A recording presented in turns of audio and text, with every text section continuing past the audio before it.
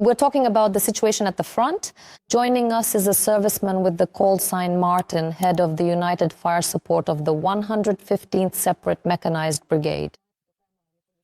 Mr. Martin, good afternoon. Thank you for joining us. We know that you are currently stationed in the Kupiansk direction, but before we talk about your specific direction, please tell us, what are we raising funds for today? A QR code should appear on the screen now. We'll try to encourage our viewers to donate during the conversation, whatever amount they can. The floor is yours. Greetings. We are raising funds for various types of drone components such as FPV and Mavic drones. They require controllers, firmware updates, certain cables, which are they are consumables and suffer damage during combat operations. That's why we're gathering those who care, who are willing and able to help us in this cause to destroy the enemy more effectively. Friends, we ask all of you to join this fundraising effort. You can see the QR code. The card number also appeared on your screens for those who can't follow the QR code link. So we ask you to contribute for the guys in the Kupiansk direction. The situation there is tough. It's very difficult because even today we discussed with a military expert and saw on the deep state maps that the Russians are trying to infiltrate directly into Kupiansk itself. So tell us a bit more about the situation in your sector. In my sector, the enemy is not conducting active assault operations. What we see most is the enemy moving in small groups with the aim of concentrating them in front of our forward edge, advancing to certain positions, plus moving along the tree lines. It's mostly movement along the tree lines, since there are no forests here. The tree lines are also bare at the moment since autumn has come, and now we can observe them more effectively. They are not using vehicles, nor are they using armored vehicles. And tell me, please, how do you counter these small mobile groups that are infiltrating? Do they have Russian army insignia or do they wear uniforms? How do you counter them? Yes, they wear uniforms and have their own identification marks of various types. With our reconnaissance system, we detect them at a certain distance from the front line of combat. And we effectively inflict fire damage using combined methods with FPV drones and bombers.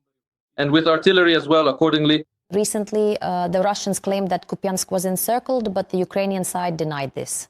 And tell me, please, what are your impressions? How much is the enemy trying to form some kind of semi-encirclement around Kupiansk in the Kharkiv region? I would say that the enemy is trying to exert pressure along the entire line of contact, focusing on specific areas.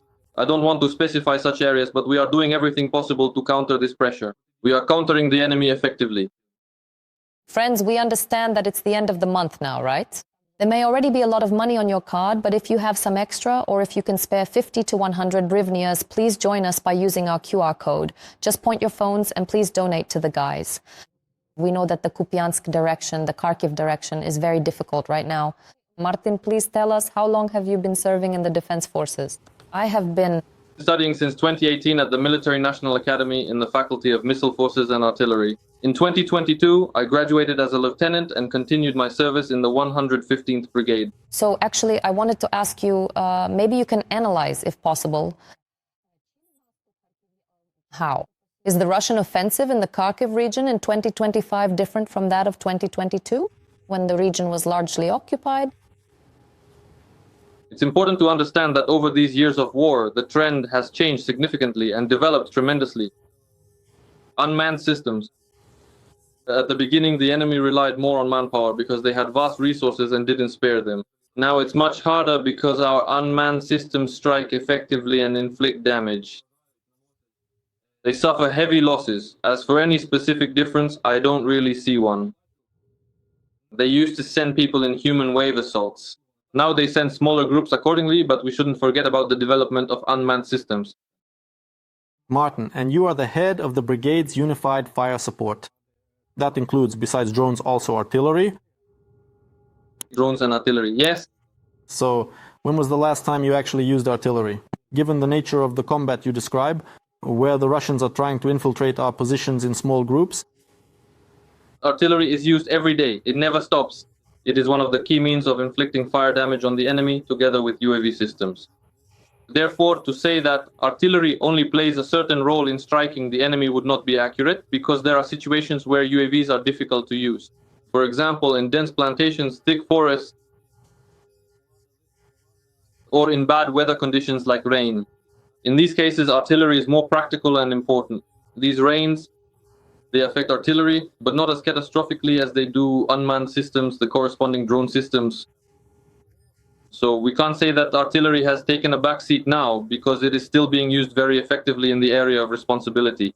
As one military commander once said, artillery is the god of war, and artillery really does have a long history of being used on the battlefield. The guys there have everything running very smoothly and clearly, including the artillery equipment.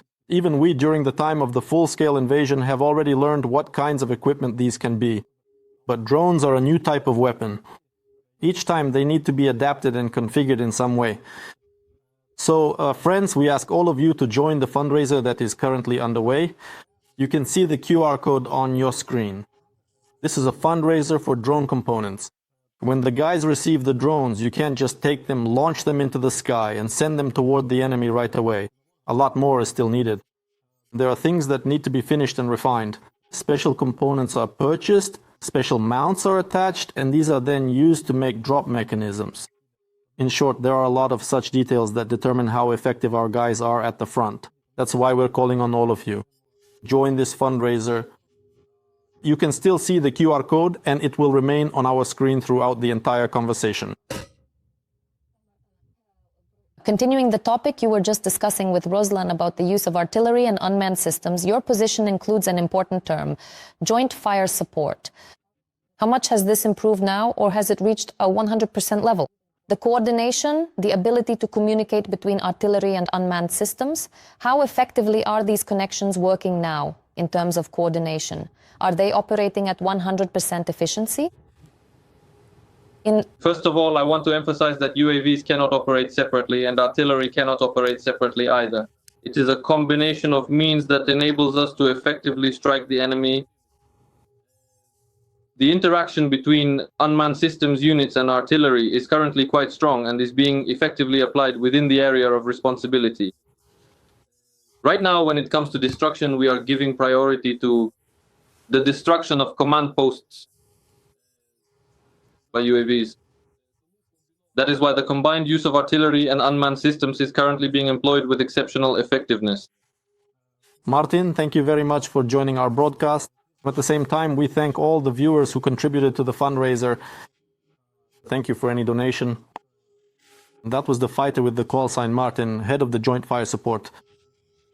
From the 115th Mechanized Brigade, we discussed the Kupiansk direction.